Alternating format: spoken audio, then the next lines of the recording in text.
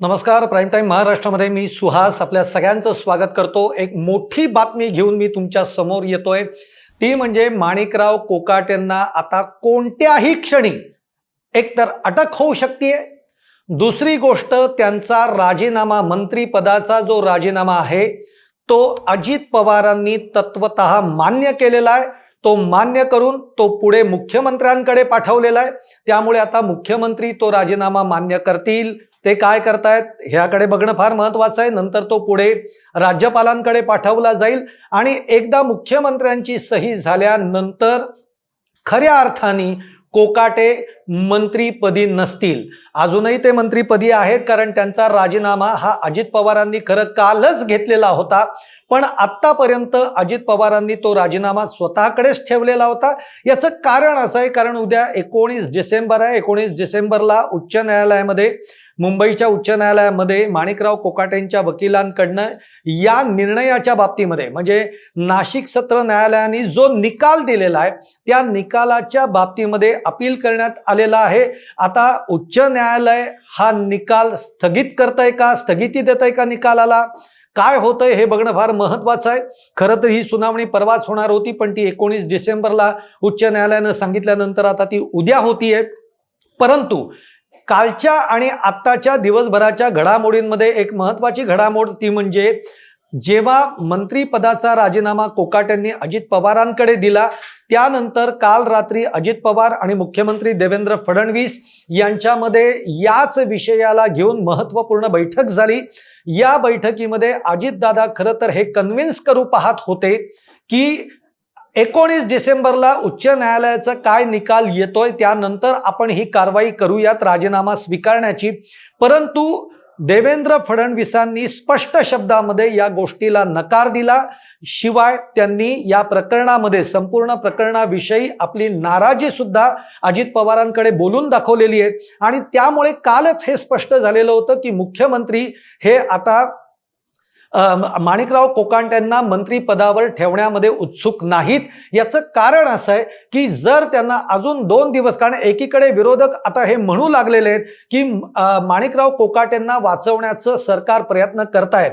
आता एकीकडे स्थानिक स्वराज्य संस्थांच्या निवडणुका आहेत, महापालिकेच्या निवडणुका तोंडावर येऊन ठेपलेल्या आहेत. अशा सगळ्या स्थितीमध्ये सरकारची प्रतिमा कुठेही मलिन होता कामा नये याची काळजी घेण्यासाठी म्हणून मुख्यमंत्र्यांनी काल अजित पवारांना या स्पष्ट शब्दामध्ये सांगितलं की हा राजीनामा स्वीकारला जाणार, किंवा या बाबतीमध्ये त्यांनी नाराजी सुद्धा बोलून दाखवलेली आहे. आणि त्याप्रमाणे अजितदादांनी आज हा राजीनामा तत्वतः आपण मान्य करत आहोत. त्यांनी याबद्दलचं एक ट्विट केलेलं आहे. या ट्विटमध्ये अजितदादांनी असं म्हटलेलं आहे की माणिकराव कोकाटेंनी 2 दिवसापूर्वी माझ्याकडे आपल्या मंत्रिपदाचा राजीनामा दिला.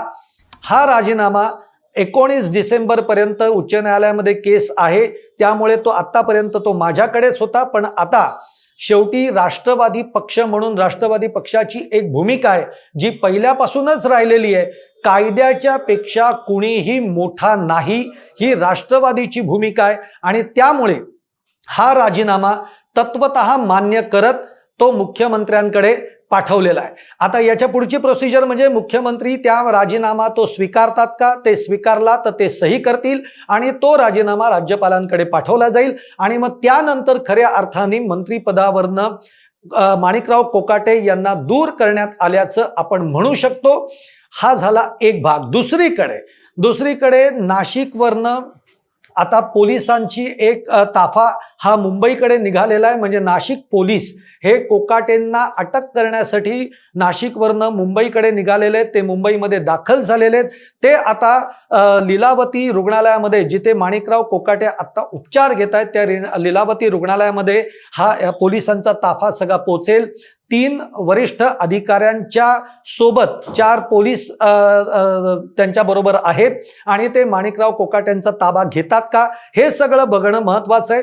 पण त्याच्यापूर्वी आपल्याला हेही समजून घ्यायला पाहिजे होतं की आज एक महत्त्वपूर्ण जी घटना घडली, विधिमंडळाने माणिकराव कोकाटेंच्या अटक करण्याच्या प्रक्रियेमध्ये कोणताही तांत्रिक किंवा कायदेशीर अडचण नाही हे विधिमंडळाने स्पष्ट केलंय.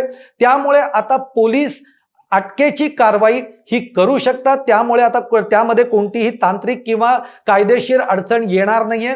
आणि त्यामुळे आता पोलीस जे आहेत नाशिकचे ते लीलावती रुग्णालयामध्ये पोहोचलेले आहेत. आता लीलावती रुग्णालयामध्ये पोहोचल्यानंतर नाशिक पोलीस हे लीलावती रुग्णालयाचे जे काही प्रमुख आहेत, जे डॉक्टर आहेत की जे कोकाट्यांवर उपचार करतायत, त्यांना अटकेची प्रत देतील. ती प्रत दिल्यानंतर कदाचित रुग्णालय हे माणिकराव कोकाटेंच्या तब्येतीविषयीची आत्ताची स्थिती काय आहे या बाबतीमध्ये काय रिपोर्ट असेल, मेडिकल रिपोर्ट असेल, तो पोलिसांकडे देतील. आता कदाचित अशी एक शक्यता निर्माण होऊ शकते की मेडिकल ग्राउंड खाली माणिकराव कोकाटेंना अटक करता येईल किंवा नाही.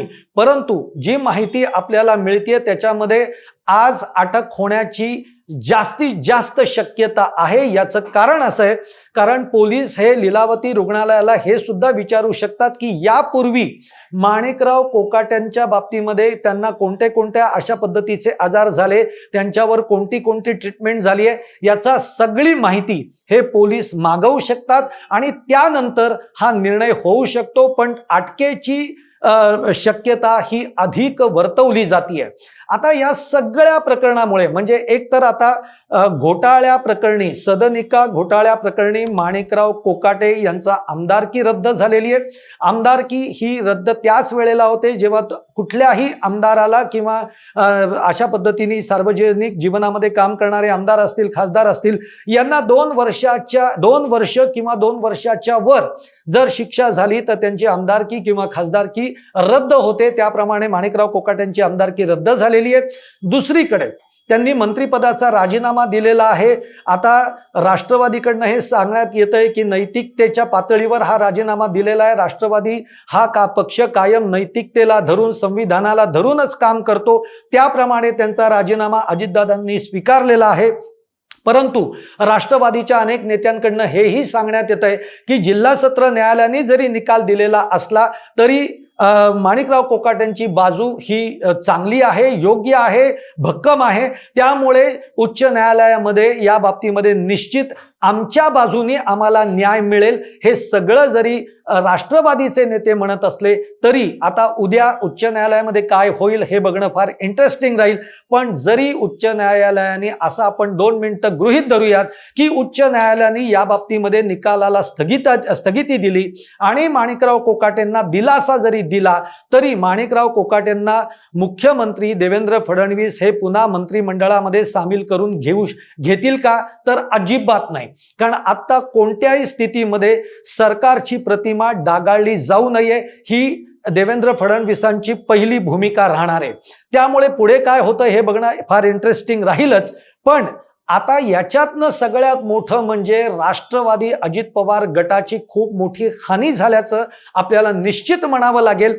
याचं कारण असं आहे की हा दुसरा राजीनामा अजित पवारांच्या गटातला मंत्र्याला द्यावा लागलेला आहे. आपल्याला आठवत असेल की धनंजय मुंडे हे सरपंच देशमुखांच्या हत्येप्रकरणीमध्ये वाल्मिक कराड जे आहेत, जो मुख्य सूत्रधार आहे त्या हत्येचा, त्या वाल्मिक कराडच्या अत्यंत जवळचे म्हणून धनंजय देशमुख यांचं नाव समोर आलं आणि या प्रकरणामध्ये धनंजय देशमुख गोवले गेले. त्यांना आपल्या मंत्रिपदाचा राजीनामा द्यावा लागला. त्याही वेळेला खरं तर धनंजय मुंडे उत्सुक नव्हते, परंतु त्याही वेळेला मुख्यमंत्र्यांनी धनंजय मुंडेंचा राजीनामा हा घ्यायला भाग पाडलं आणि तो राजीनामा घेतला.